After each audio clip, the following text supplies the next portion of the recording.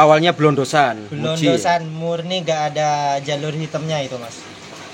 Terus ini sampai muncul seperti ini itu butuh berapa lama mas waktunya? 1 bulan juga. 1 bulan bisa sampai kayak gini ya? Ya ini masih belum 100% ini mas. Masih belum ya on proses. Termasuk yang ginrin ini? Ya, yang ginrin ini. Udah. Oke, sekarang tidak apa-apa ya, kita fokus ke Bang Nafil ya. Ya. Jadi kita tanya-tanya tips ya. Tips-tips untuk menaikkan sumi itu, apalagi yang koi jenis ginrin itu mulainya gimana mas? Secara umum kalau ikan-ikan koi jenis lain itu kan kualitas sumi, kualitas benit, terus sirojinya, kualitas putihnya itu mas ya. Nah, kalau ikan ginrin ini kan ada tambahan mas ya, kualitas ginrin ya. Itu kalau sepengalamannya Mas Nafil lah yang sudah melanglang buana itu, apalagi punya legend Soa ginrin ya. Tips untuk keeping koi jenis ginrin, untuk siro seperti apa, untuk soa seperti apa, itu mulainya dari mana dulu mas? Ya kalau kita bicara siro dulu ya mas ya. Siro ginrin ya. Ya. Yang pertama itu karena kita kan main di ginrinnya mas sebetulnya. Kita ya. Yang utama lihat dulu itu di kualitas ginrinnya mas. Dari dia dari depan sampai belakang itu benar-benar rapi, full, gak ada bolong-bolongnya. Oh ya. Nah yang kedua kita lihat karakter skinnya mas. Oke. Karena kalau untuk siro ginrin maupun siro biasa itu yang paling utama kan penilaiannya di skinnya dulu, di putihnya dulu. Iya. Yang ketiga itu kita lihat karakter sumi. Ya. Sebetulnya sumi yang bagus itu ya mas ya, kalau menurut saya ya. Ya. Yang awalnya ya kayak blondes itu sudah mas. Jadi dia cuma hanya muncul satu sisik dari bawah. Itu yang bakal cepat nanti finishnya daripada yang sudah tategoy tapi masih belum keluar gitu loh mas. Kalau untuk siro ginrin ya. Jadi kalau siro ginrin itu justru yang masih kependem lah gitu ya? Ya, bahkan belum ada jalurnya mas. Tanda-tanda masih? Ya, belum tanda-tanda. Jadi meskipun di bawah bagian badan perut itu ada satu sisi hitam, itu yang bakal cepet nantinya. Terus? Finishnya. Oh ya. Jadi tadi yang pertama kualitas ginrin dulu, terus yang kedua kita lihat dari skinnya itu tadi ya.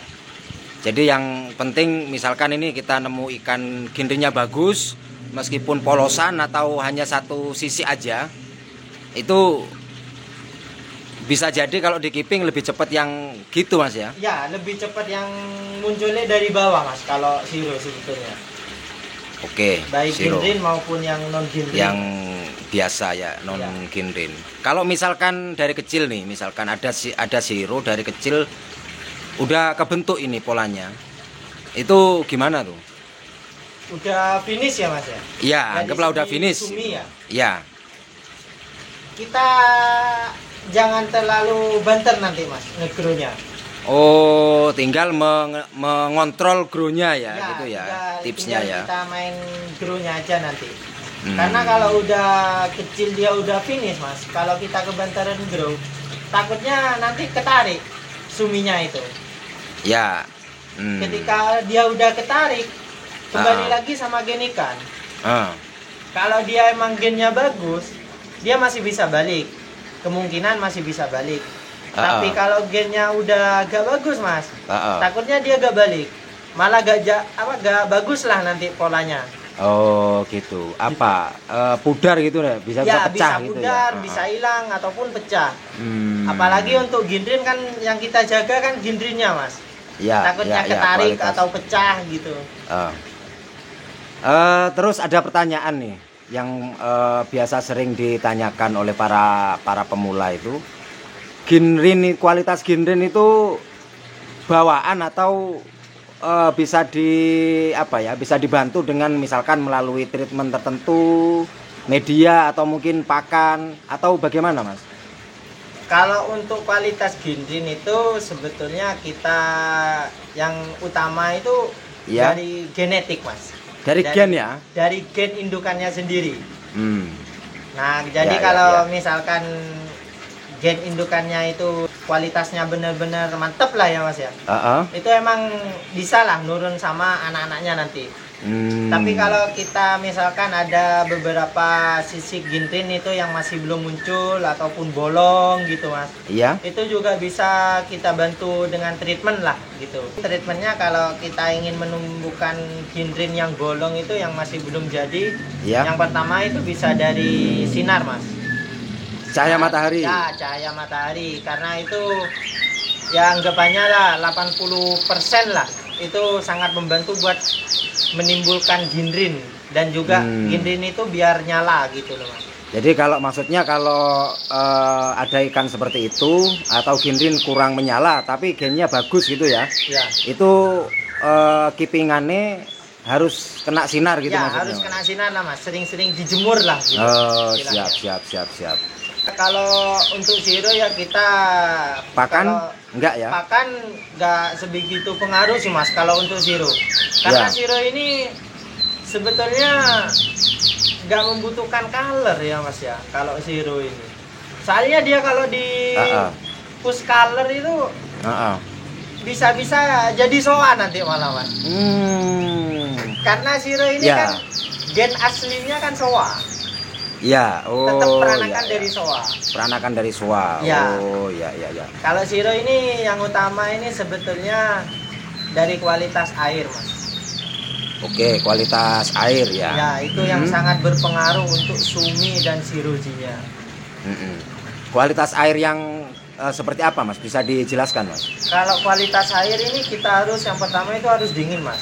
Oh, suhu harus dingin ya. Suhu itu harus dingin. Yang kedua itu juga air itu harus fresh. Jadi seger terus gitu loh, Mas. Dan itu ya juga membantu cepet lah ke suminya. Jadi maksudnya harus proses keeping ya. Berarti harus sering-sering ganti air gitu maksudnya. Ya, sering-sering ganti air ya. Air Kalau segar. kita mau naikkan sumi ya paling tidak lah seminggu 2 kali atau seminggu 3 kali gitu, Mas. Jadi ganti air total itu ya. Ya, Seminggu 2 ganti kali, air 3 total kali. itu. Oh, siap. Oke, kalau soa, Mas, untuk soa yang ginrin ini, Mas. Kalau soa ginring karena dia merah ya, Mas ya. Iya. Jadi kita bentuk merahnya dulu Oke. daripada suminya. Jadi kita kejar di merahnya dulu. Karena gini, Mas, pakan color itu sebetulnya kan untuk semua warna. Oke. Dan sumi ataupun hitam itu kan juga warna sebetulnya, Mas. Ya. Cuma dia pakan jenis color di koi ini dia lebih fokus ke merah. Ya. Jadi kita naikkan merahnya dulu. Nanti seiring jalannya waktu suminya juga kebentuk nanti, Mas, dari pakan color itu. Oh, bisa ikutan naik lah gitu. Ya, bisa pelan-pelan. ikut naik juga pelan-pelan. Cuma dia lebih cenderung ke benihnya dulu, Mas. Oh, jadi merahnya dulu yang di ini ya. Merahnya dulu. Berarti sama dengan kayak keeping soa gitu, Mas ya. Ya, jadi merahnya dulu ya. Soa biasa, terus kohaku, sanke. Oh, ya. Yang berbau-bau merah lah, Mas. Kita naikkan merahnya dulu. Nanti hitamnya belakangan, Mengikuti ngikutin. Ya, oke. Jadi cara keeping soa ginrin itu sama dengan cara keeping zero. Kurang iya kan? Ya. Tapi nambahi treatment untuk menaikkan merahnya itu, warna merahnya. Tambahan merah. Ya. Itu bisa bisa dibantu melalui pakan ya, Mas? Ya, melalui pakan, Mas. Kalau untuk soa ginrin ataupun soa biasa. Soa biasa. Oke, terima kasih tipsnya, Mas Nafil. Jadi seperti itu, pemirsa. Sekali lagi, berarti cara keeping untuk jenis ginrin ini satu gennya ya, Mas ya? Ya, gen. Satu gen, yang kedua skin ya, harus rata ya dari depan ke belakang ya, putihnya juga, ginrinnya juga rata. Depan belakang. Terus treatment air ya, harus dingin gitu ya, kena sinar langsung ya. Yang terakhir untuk soa pakan color ya, Ya, khusus pakan yang color. merah ya. Khusus merah. Ya. Oke, seperti itu dulu pemirsa. Kali ini biarkan Mas Nafil yang nutup lah. Coba Mas. Untuk para koi lover semua, mungkin itu tadi sedikit pengalaman lah yang saya alami selama merawat ikan atau ngiping ikan-ikan untuk jenis hero dan swagindrin. Ya mungkin itu aja yang bisa saya sampaikan. Semoga bermanfaat untuk teman-teman koi semua. Siap, ngadep ke kamera dulu. Siap. Burung Yuk. Irian, burung cendrawasih. Sekian, terima kasih. Wassalamualaikum warahmatullahi wabarakatuh.